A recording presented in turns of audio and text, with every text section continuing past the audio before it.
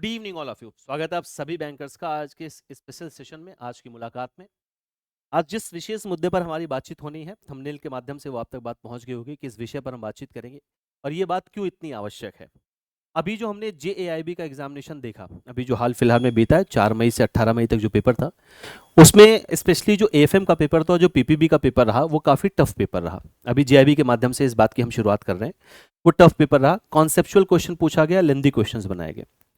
इस पेपर से एक बात तो ये क्लियर हो गई कि आईएबीएफ अभी इस माइंडसेट के साथ पेपर डिजाइन कर रहा है कि वो अच्छे क्वेश्चंस बनाने वाला है, लेंदी क्वेश्चंस बनाने वाला है और कॉन्सेप्चुअल क्वेश्चंस बनाने वाला है। इसलिए जरूरी है कि आप कॉन्सेप्ट को ठीक से तैयार करें।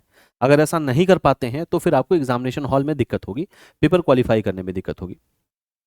अब हमने जब आईएबीएफ के इस माइंडसेट को देखा, समझा इस एग्जामिनेशन में, तो हम ये समझ चुके हैं कि आपका जो सीआईबी का एग्जामिनेशन होगा, उसमें भी आईएबीएफ इसी माइंडसेट के साथ आपके क्वेश्चंस पेपर को डिजाइन करने वाला है। वैसे भी जेआईबी की तुलना में सीएआईबी थोड़ा सा सिलेबस लेंदी है और नंबर ऑफ पेपर्स भी आपको यहाँ पर ज़्यादा देने हैं उसकी तुलना में। एक इलेक्टिव पेपर आपको यहाँ पर एक्स्ट्रा देना पड़ता है, 4 कंपलसरी पेपर तो आपको देने ही देने हैं, साथ में आपको एक इलेक्टिव पेपर भी देना होता है। और कॉन्सेप्ट भी इसके लेंदी है, सिलेबस भी बड़ा है जेआईबी की तुलना में, पेपर भी ज़्यादा है। और अगर हम आईएबीएफ के नोटिस को देखें तो वो अपनी नोटिस में ये क्लियर लगते हैं कि इस एग्जामिनेशन को लेने का उनका जो उद्देश्य है वो आपकी एक्सपर्टीज को बढ़ाना है, इसलिए क्वेश्चंस अच्छे निश्चित तौर पर बनेंगे। यही कारण है कि आपको इसकी तैयारी समय रहते हुए शुरू कर देना है। अगर आप आईएबीएफ के सीआईबी का सिलेबस देखेंगे तो हर पेपर में सिलेबस ठीक ठाक है, अच्छा सिलेबस है, लेंदी सिलेबस है, मॉड्यूल ज़्यादा है। कई सारे सब्जेक्ट में आपको मॉड्यूल, जैसे इलेक्टिव पेपर में तो कुछ में तो 5-5 6 मॉड्यूल, 5 मॉड्यूल, जैसा बेचारे में जाएंगे 5 मॉड्यूल आपको देखने को मिलने वाला है। तो आपको फिर इस पर जेआईबी की तुलना में ज़्यादा समय देना पड़ेगा। ज़्यादा समय देना पड़ेगा इसका मतलब है आपको समय रहते ही इसकी तैयारी शुरू कर देनी है। आज हम इसी मुद्दे पर बातचीत करेंगे कि क्या वो स्ट्रेटेजी होनी चाहिए, क्योंकि आपका जो पहला पेपर है नवंबर एग्जामिनेशन में, वो शुरू हो रहा है 30 नवंबर से। तो आपका जो नवंबर दिसंबर का पेपर है वो 30 नवंबर से शुरू हो जाएगा, सितंबर से आपका रजिस्ट्रेशन शुरू हो रहा है। तो आज से ही इस बात को जानना बेहद ज़रूरी है कि हमारी क्या स्ट्रेटेजी होनी चाहिए, जिससे हम इस जो समय हमारे पास अभी है 30 नवंबर के पहले, उसमें हम तैयारी बेहतर तरीके से कर सके और इतनी बेहतर तैयारी हो पाए कि हम इस सारे पेपर को एक बार में क्वालिफाई कर ले जाए, 5 पेपर। और ऐसा पिछले साल कई सारे बैंकर्स ने हमारे साथ मिलकर किया हुआ है। बहुत सारे ऐसे बैंकर्स हैं जिन्होंने अपने सारे पेपर्स एक अटेम्प्ट में क्वालिफाई किया है। तो बिल्कुल ऐसा ज़रूरी नहीं है कि सबके साथ यही कंडीशन होती है कि 3 पेपर अभी क्वालिफाई कर रहे हैं, 2 बाद में कर रहे हैं, या 1-2 अभी किया बाकी बाद में किया। ऐसा सबके साथ नहीं है। अगर आप समय रहते तैयारी करेंगे, ठीक से पढ़ेंगे, इन स्ट्रेटजीज को फॉलो करेंगे, तो आपका पेपर निश्चित तौर पर एक बार में क्लियर होगा, और हुआ है कई सारे बैंकर्स का। तो आज हम इन्हीं स्ट्रेटजीज पर बात करेंगे कि तैयारी शुरू करने के पहले हमें किन बातों का ज़्यादा ध्यान रखना है, क्या क्या चीज़ें हमें अपनी स्ट्रेटजी में शामिल करनी है, इंक्लूड करनी है, ताकि हमारा समय बचे, सही डायरेक्शन में हम प्रिपरेशन कर पाएं और सही तरीके से प्रिपरेशन कर पाएं, समय से हम सारी चीज़ें समेट पाएं। मैं उसी पर बात करने वाला हूं आज आपसे। तो हम बातचीत करेंगे कि आपकी क्या प्राइमरी स्ट्रेटजी होनी चाहिए। इसीलिए जो टॉपिक रखा गया है वो यही रखा गया है, क्या प्राइमरी स्ट्रेटजी, आपकी शुरुआती स्ट्रेटजी क्या होनी चाहिए, क्या शुरुआती योजनाएं होनी चाहिए इस एग्जामिनेशन को तैयार करने के पहले, इसकी प्रिपरेशन को शुरू करने के पहले, ताकि आप नवंबर दिसंबर का सीआईबी क्वालिफाई कर पाए। तो कुछ सूत्राज हैं, 7 इंपॉर्टेंट सूत्राज हैं। अगर आप इनको ध्यान से देखेंगे, इनको एक एक करके समझते चलेंगे, तो आपको ये समझ में आ जाएगा कि आपके लिए क्या सही स्ट्रेटजी है। अगर आप अपनी स्ट्रेटजी को, अपनी इन स्ट्रेटजीज को अगर आप अपनी प्रिपरेशन में शामिल करेंगे, तो निश्चित तौर पर आपका समय बचेगा, सही डायरेक्शन में आपकी प्रिपरेशन होगी, और इतनी अच्छी प्रिपरेशन होगी कि आप समय से सिलेबस कंप्लीट करके इस पेपर को, यानी इस पूरे एग्जाम को, 5 पेपर को एक बार में क्वालिफाई कर जाएंगे। देखिए क्या क्या चीजें आपके लिए इंपॉर्टेंट है। सबसे पहली बात तो ये बाबू, भले ही आईएबीएफ ने जेआईबी का पेपर कठिन बनाया, और निश्चित तौर पर सीआईबी की भी उम्मीद ऐसी ही है कि कठिन पेपर बनेगा, लेकिन बहुत अच्छी बात है कि सीआईबी का कोई भी पेपर या जेआईबी का, आईएबीएफ जो पेपर बना रहा है वो सिलेबस के बाहर नहीं जा रहा है। क्लियर है? तो ये बहुत अच्छी बात है, ये आपके लिए एक रिलैक्स होने वाली बात है कि सिलेबस के भीतर ही आपसे क्वेश्चन पूछा जाएगा, सिलेबस के बाहर एक भी क्वेश्चन नहीं होता है।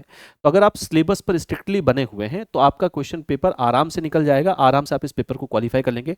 इसलिए सबसे पहले जरूर, और ये किसी भी एग्जाम के लिए जरूरी है, कि सबसे पहली स्ट्रेटेजी तो आपकी ये होनी चाहिए, क्योंकि अभी आपके पास समय है, सफिशिएंट टाइम है, अभी आप ठीक से प्रिपेयर करेंगे तो सब तैयार हो जाएगा और एक बार में पेपर भी क्वालिफाई हो जाएगा। लेकिन उसके पहले स्ट्रेटेजी में सबसे पहली बात तो ये होनी चाहिए कि आप अपना पूरा सिलेबस देखिए। 5 ही पेपर का आपको सिलेबस देखना कि आपके सिलेबस में क्या है, इससे क्या फायदा होगा। अगर आप सिलेबस देखेंगे तो फायदा क्या होगा, देखिए इससे फायदा एक तो ये होगा कि आपको एक तो ये पता चल जाएगा कौन कौन से ऐसे टॉपिक हैं जो किसी दूसरे सब्जेक्ट से ओवरलैप कर रहे हैं। मैं आपको वो स्ट्रेटेजी बताऊंगा जिससे आपका समय भी काफी बचेगा और आपकी तैयारी बहुत पैनी होगी। तो अगर आप पूरा सिलेबस देखेंगे तो एक तो बिना सिलेबस के तैयारी करना ये पहला ही कदम गलत हो जाता है, और वो किसी भी एग्जामिनेशन के लिए है। अगर आप बिना सिलेबस की तैयारी शुरू करेंगे तो आप बेवजह की चीजें पढ़ेंगे, सिलेबस आपको पता नहीं होगा, तो आप जो चीज सिलेबस में है वो नहीं पढ़ेंगे, बाकी सारी चीजें आप पढ़ लेंगे, तो पेपर तो उससे निकलने से रहा और नॉलेज की तो बात ही दूर की दूर रह जाती है। तो जरूरी है कि आप अपना सिलेबस देखें। तो सबसे पहली आपकी स्ट्रेटेजी ये होनी चाहिए कि आप अपना कंप्लीट सिलेबस जाने कि सीआईबी का सिलेबस है क्या। 4 compulsory paper plus 1 elective paper का सिलेबस आप देखें। कंप्लीट सिलेबस जानने का एक फायदा आपको ये मिलेगा, एक तो आप पूरा सिलेबस जान जाएंगे तो आप फालतू की चीजें तैयार नहीं करेंगे, जिससे आपका एफर्ट और टाइम दोनों बचने वाला है। दूसरा, आपको सिलेबस कंप्लीट अगर पता होगा तो ये भी पता चल जाएगा कि कौन कौन से टॉपिक हैं जो किसी दूसरे सब्जेक्ट से ओवरलैप करते हैं, ये भी आपको पता चल जाएगा। कौन से ऐसे टॉपिक हैं जो आपके इलेक्टिव पेपर में और बाकी कंपलसरी पेपर में ओवरलैप कर रहे हैं। जैसे ह्यूमन रिसोर्स का अगर आप टॉपिक देखेंगे तो एबीएम और एबीएफएम से कुछ टॉपिक ओवरलैप करते हैं, मॉड्यूल ओवरलैप करते हैं। तो इससे आपको ये पता चल जाएगा कि अगर हम इस चीज को इस पर्टिकुलर सब्जेक्ट में तैयार करेंगे तो हमारे दूसरे सब्जेक्ट में मदद करेगा, वहां पर हमें अतिरिक्त समय नहीं देना पड़ेगा, ये आपको पता चलेगा। और ये आपकी बहुत मदद करेगा इलेक्टिव पेपर चुनने में। क्लियर है? इलेक्टिव पेपर चुनने में जैसे बीएफएम और रिस्क मैनेजमेंट में आप देखेंगे कौन सा टॉपिक ओवरलैप कर रहा है, ह्यूमन रिसोर्स मैनेजमेंट में एबीएम और एबीएफएम से देखेंगे कौन सा टॉपिक ओवरलैप कर रहा है। तो आप ये तभी जान पाओगे जब आपने अपना कंप्लीट सिलेबस देखा होगा।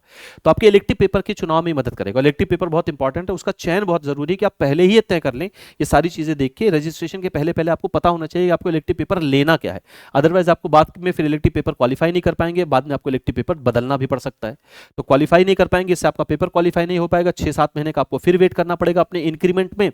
और उसके अलावा फिर आपने जो इस इलेक्टिव पेपर में मेहनत की थी वो तो बर्बाद जाएगी जाएगी, नए इलेक्टिव पेपर में फिर से आपको परिश्रम करना पड़ेगा, फिर से आपको उसके लिए कंटेंट खरीदना, दुनिया भर की चीजें।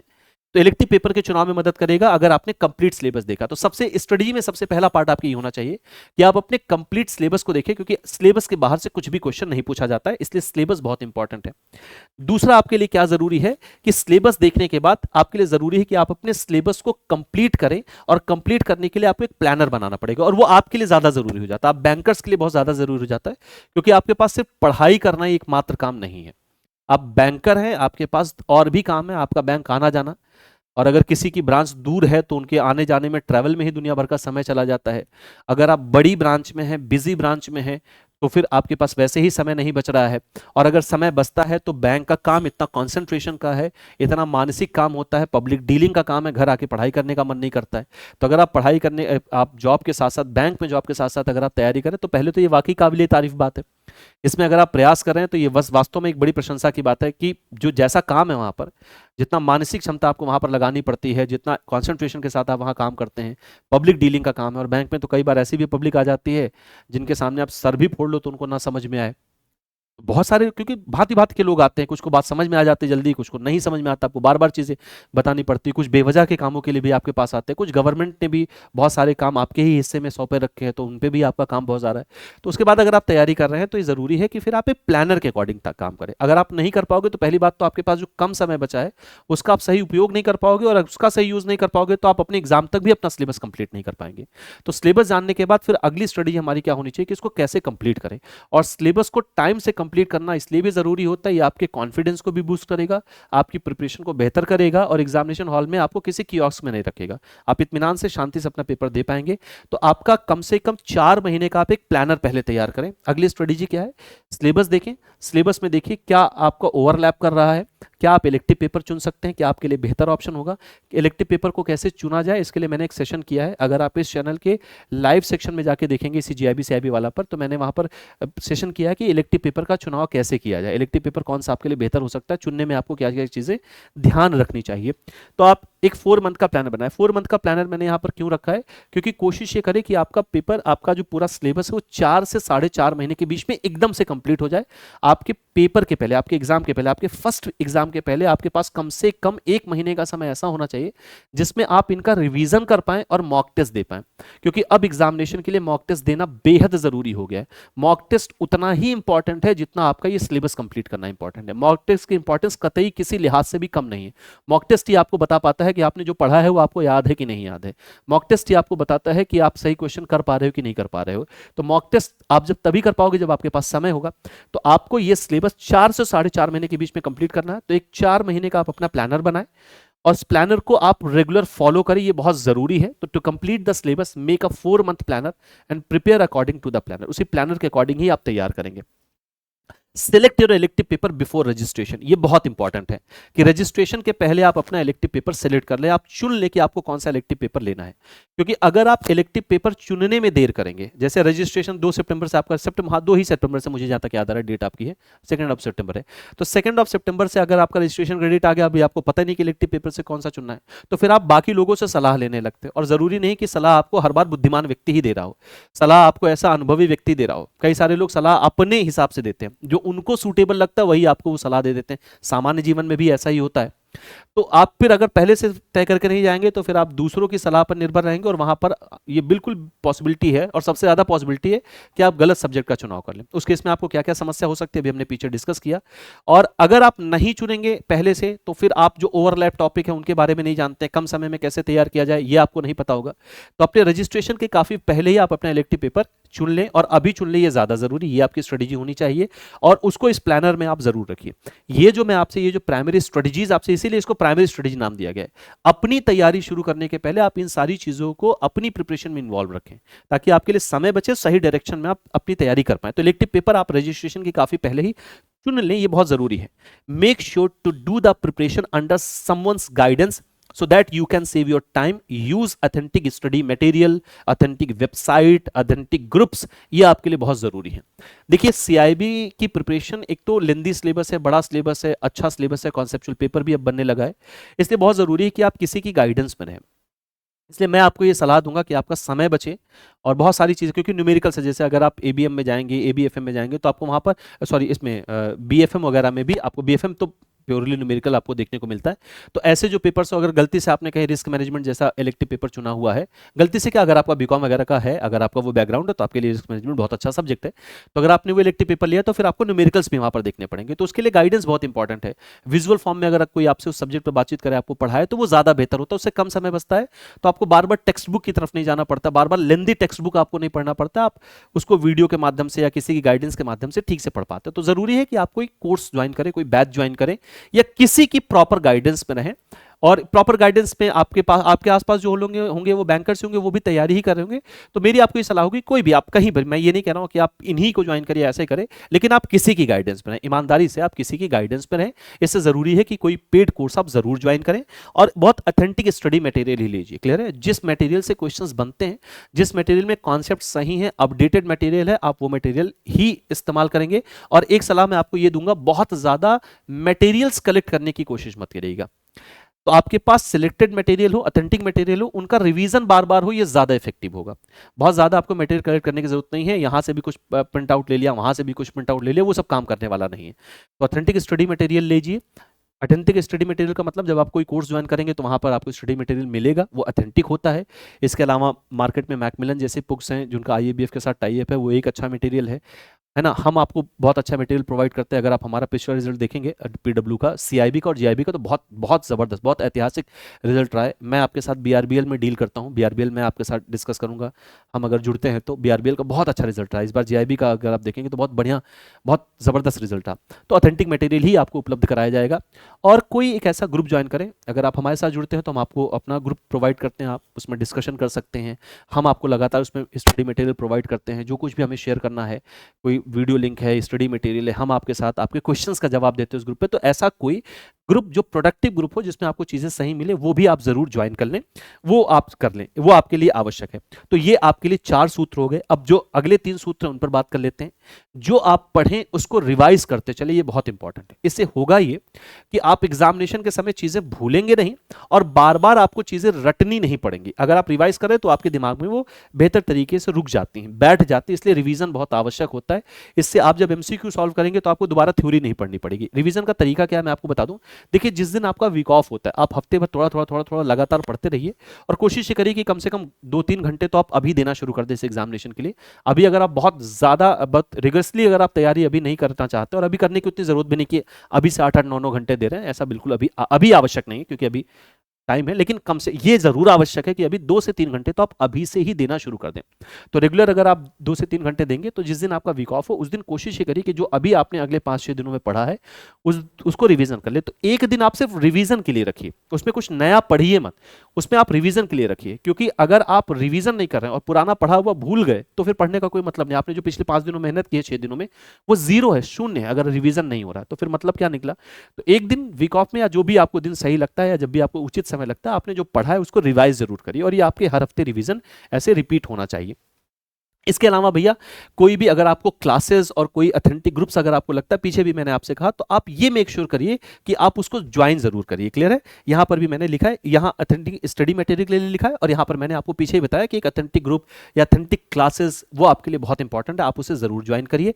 इसके अलावा मैं आपको बता दूं जैसे एबीएम जैसा विषय हो गया, जैसे एबीएम का तो पहला ही मॉड्यूल स्टैटिस्टिक्स का है, जहां पर आपको थ्योरी ऑफ प्रोबेबिलिटी और रिग्रेशन वगैरह ये सारे टॉपिक आपको मिलने वाले हैं। बीएफएम आपका न्यूमेरिकल वाला पोर्शन है, तो अगर आप अभी से न्यूमेरिकल सॉल्व नहीं करेंगे तो बाद में आपके ऊपर ये पाइल अप होता चला जाएगा, आपके लिए बोझ बनता चला जाता है ना। तो इसलिए बहुत जरूरी है कि आप न्यूमेरिकल्स पर अभी से प्रैक्टिस करते चलें।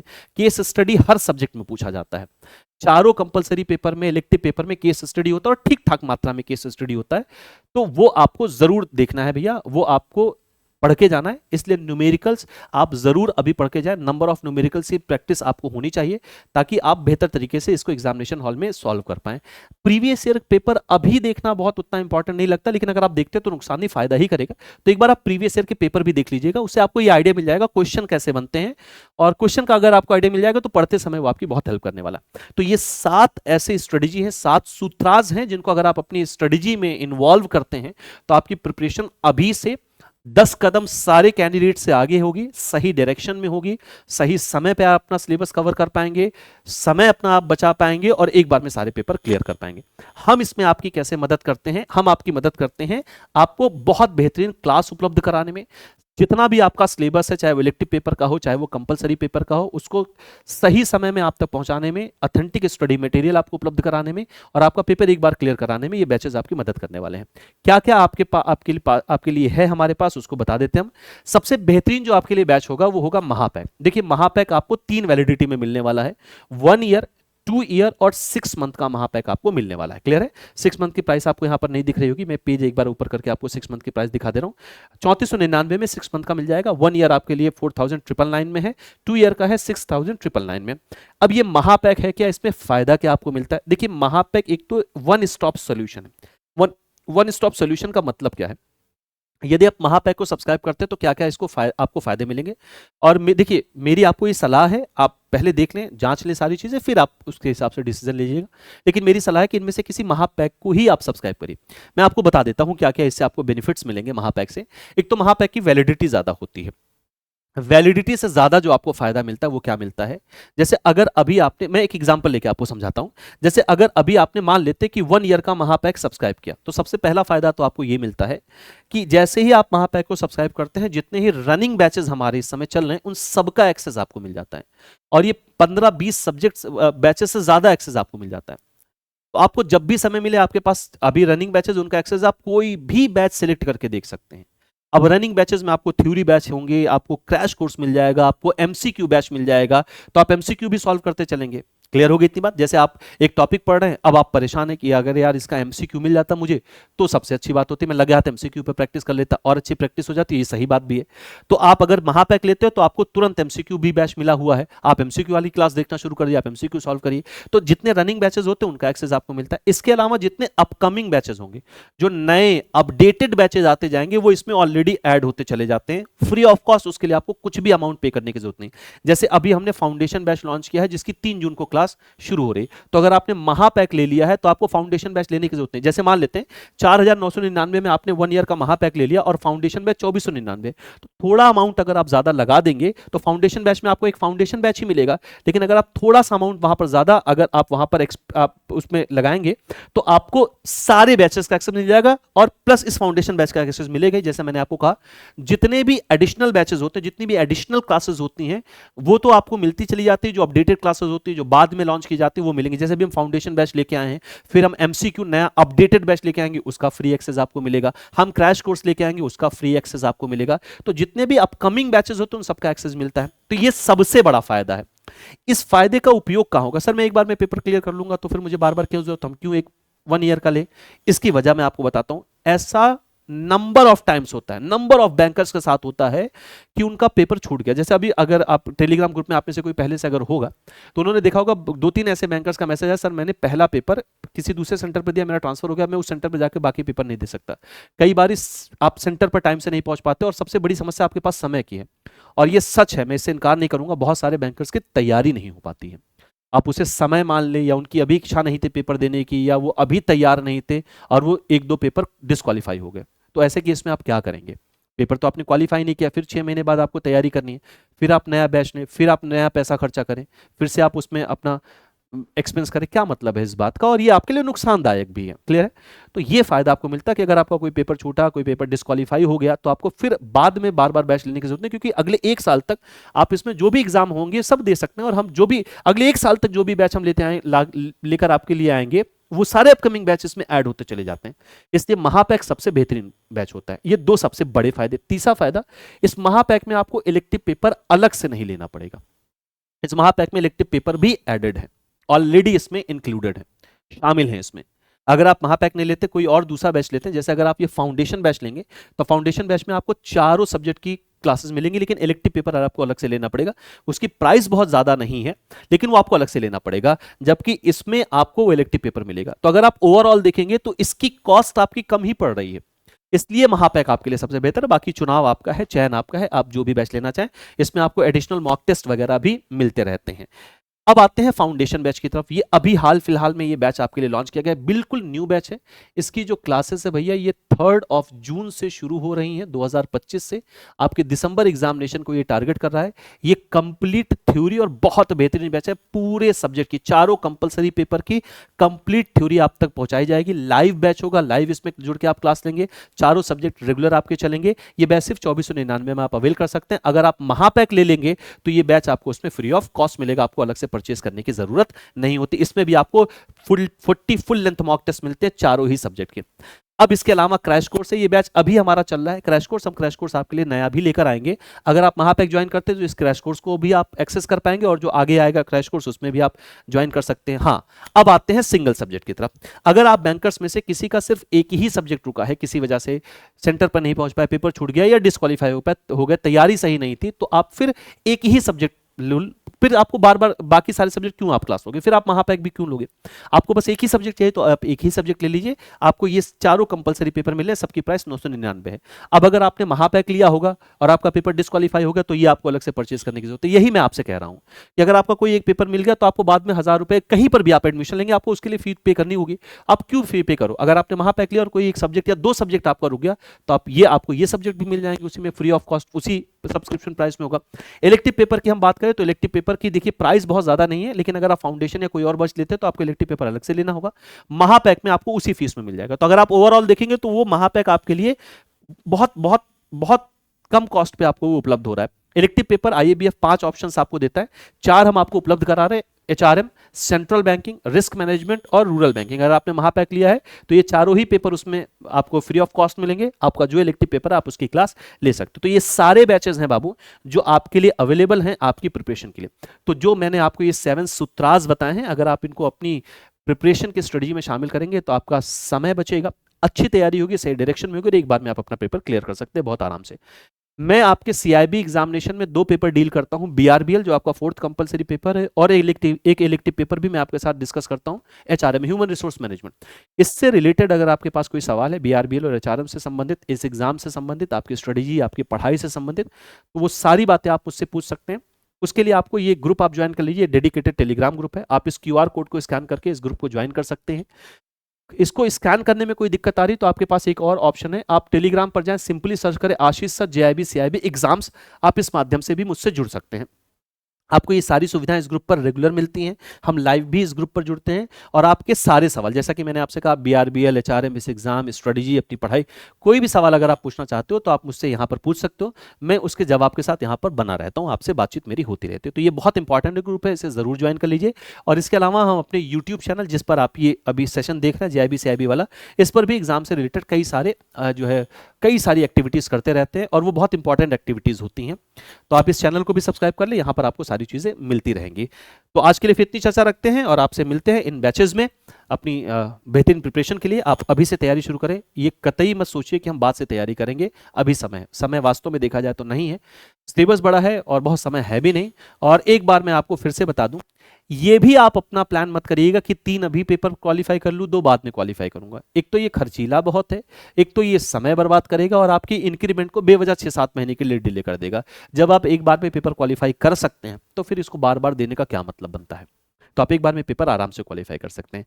तो फिर आज के लिए इतनी बात रखते हैं। इसके अलावा आप में से अगर कोई ऐसे हमारे मित्र हैं जो इसको लाइव देख रहे हैं या रिकॉर्डेड देख रहे हैं, किसी भी मोड में देख रहे हैं, रिकॉर्डेड जा रही है आपके पास, अगर कोई ऐसे मित्र हैं जो रिकॉर्डेड देख रहे हो जिनका पेपर जून में है, तो उनका एडमिट कार्ड आ चुका है जून एग्जामिनेशन के लिए, जून 2025 के लिए। ऑफिशियल वेबसाइट से जाके आप इसको डाउनलोड कर सकते हैं। देखिए आपका सेंटर और टाइम स्लॉट क्या आपको मिला हुआ है।